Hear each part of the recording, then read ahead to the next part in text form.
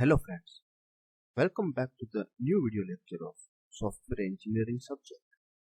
In today's video lecture, we are going to discuss about evolutionary process models. Till now, we have discussed about SDLC means software development life cycle. Then we have discussed about waterfall model, incremental model, and RAD model. RAD means rapid application development. In incremental model and RAD model, our software, or we can say our product, is delivered into some increments. So now we are discuss about evolutionary process. So that produces an increasingly more complete version of the software with each iteration. Means this will also give a product into iterations. Evolutionary model are iterative. Evolutionary models are mainly three models. First one is prototyping model, second one is spiral model, and third one is concurrent development model. So let's start with our first model, that is prototyping model. So our first question will be there, what is meaning of prototype?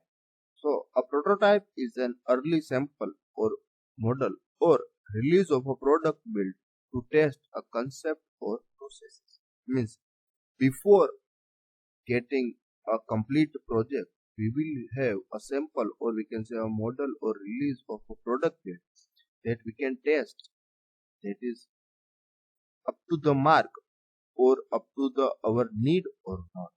So in prototyping model, first phase will be the communication,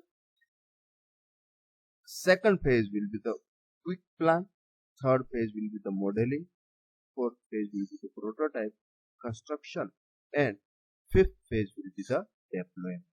So here our prototype model is also used same phases which we have discussed into our SDLC, but here main difference is that there will be a quick plan, quick design, prototype construction, and delivery aspect.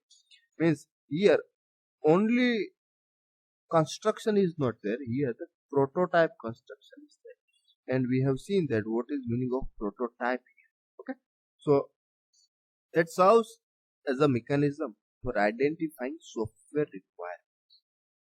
Prototype can be served as the first system. Quick planning and modeling are required for the prototyping model. Feedback from customer or end user will refine requirement. Means if we deliver our prototype to the customer, then some changes or requirement can be made by the customers. Both customer and development like this paradigm. Means each and every aspect will be discussed after the prototype. Customer or end user get a feel for the actual system. Means with using prototype, they can feel that actual system. Developer get to build something immediately. Now let's discuss that when we can use this prototyping model. So when customer are not sure about the detailed input, output, and requirements. So after the prototype made, then customer can check changes and give requirements to the company. Developer are not sure about the technical feasibility. Advantages: user are actively involved into the development. Errors can be detected much earlier.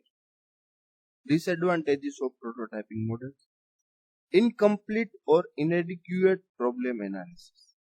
Second one will be the customer demand that a few fixes be applied to make a prototype a working product due to the software quality suffers a result.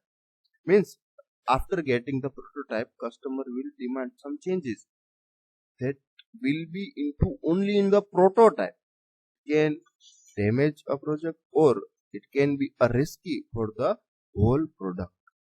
Developer often makes implementation in order to get a prototype working quickly without considering other factors in mind like operating system, programming language, etc. Means if we have already seen that what is meaning of prototype. So prototype can be of anything. It can be a model also.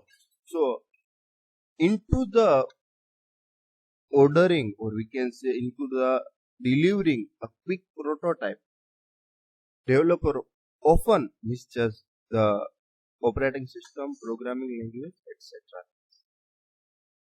Now our second model is spiral. So this is the figure of spiral model.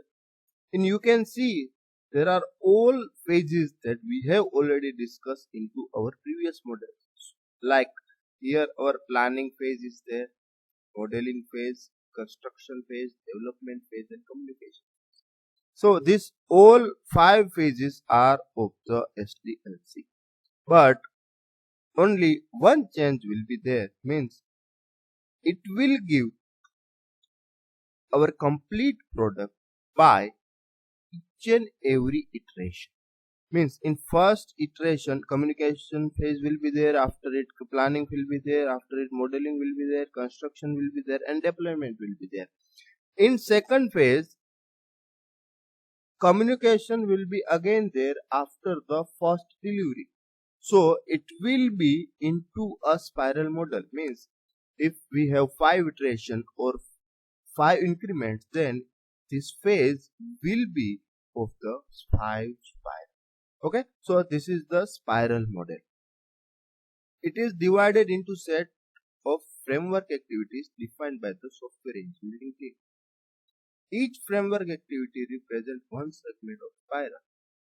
Using spiral, software developed in a series of evaluation release. That is the main important thing. Early iteration release might be on a paper or prototype, means after the one phase. It can be only on a paper or it can be only a prototype. Later iteration will be more complete version of the software. Divided into framework activities CPMCD, means communication, planning, modeling, construction and deployment. Each activity represents one segment. When to use spiral? When cost and risk evaluation is equal. For medium and high risk project you can use spiral. Users are unsure of your needs, means if you are not sure about your needs then you can use spiral model. Requirements are complex. Advantages of spiral: when high amount of risk analysis and avoid of risk is good for large project. So here you can get your differences that we were using waterfall model for only and only small project, but here for the large project we can use our spiral model. Additional functionality can be added at a later stage. Why? Because spiral model gives our project into iterations. So after getting 3 iterations, if we have some additional functionality requirement, then we can add into our 4th iteration. So additional functionality can be added at the later dates. Software is produced early in the software development life cycle, but it can be only on paper or prototype also. Now let's discuss disadvantages. Spiral model can be a costly model. Risk analysis require highly specific expertise. Project success is highly dependent on the risk analysis phase. Doesn't work well for smaller projects. So these are the disadvantages of the spiral. Our next and third model is concurrent development model, that allows a software team to represent iterative and concurrent elements of the any of the process.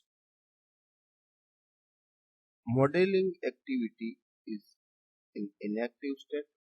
It can be into under development state. After the under development state, it can be waiting or under review state. Another state is under revision state. After under review, it will be in a baseline state, and last can be into a done or complete state. So these are the states of your activities. Means if you are in your communication phase, then your communication phase can be inactive, it can be in under development, it can be awaiting changes, it can be under revision, it can be in under review.